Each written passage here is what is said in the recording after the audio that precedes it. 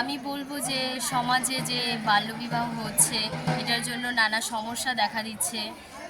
আমি বলবো যে যাতে এই বাল্যবিবাহটা না হয়, একটা মেয়ে যাতে স্বাভাবিকভাবে 18 বছর পর্যন্ত পড়াশোনা করতে পারে, যাতে কোনো অসুবিধা না দেখা দেয় এটার জন্য। রামকৃষ্ণ আইভিএফ সেন্টার, মা হওয়ার স্বপ্ন পূরণ।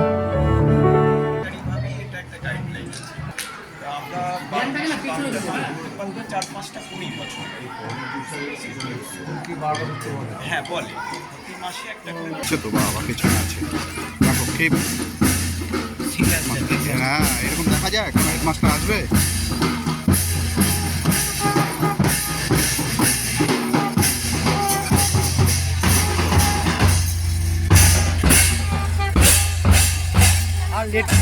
আমি লিখে পাঠিয়েছি যদি চাই আমাকে হোয়াটসঅ্যাপ পাঠিয়ে দিবি, দিলে রেডি করে হোয়াটসঅ্যাপ পাঠিয়ে দেবো।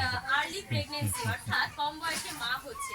আজ আমার বান্ধবীরা আপনাদেরকে বোঝাতে হবে, আমরা সকলেই জানি 18 বছরের নিচে এগিয়ে যে বলছিস আইন রয়েছে জেজে অ্যাক্ট, অর্থাৎ juvenile justice care and protection of children. হাতটা নাড়তে এই বলো না। আইনেতে লেখার আগে বা কোনো ছেলে 21 বছরের জেল হতে পারে এবং শিশু এবং লজ্জা মেয়েটির পাচ্ছি।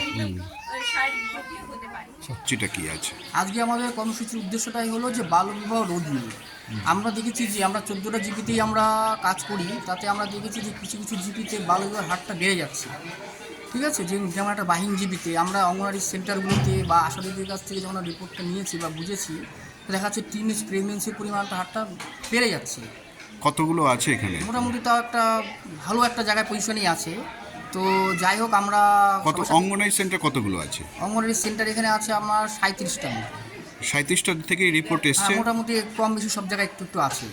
ঠিক আছে, তাতে আমার মনে হয়েছে যে আর্লি প্রেগনেন্সিটা বন্ধ করতে গেলে প্রোটেকশন কমিটি তো আছেই, পাশাপাশি আমরা কন্যাশ্রীকেও যদি উদ্যোগ নিই, যে কন্যাশ্রীর মেয়েদেরও তো উদ্দেশ্য একটাই যে বাল্যবিবাহ বন্ধ করা, এদের দিয়ে যদি আমরা বলি যে পরিষেবা দিতে, যে বিভিন্ন সেন্টারগুলোতে বা আজকে আমরা বাহিনী জিপিটাতে আমরা একটা উদ্দেশ্য নিয়েছি র্যালি পদযাত্রা কন্যাশ্রীদেরকে নিয়ে।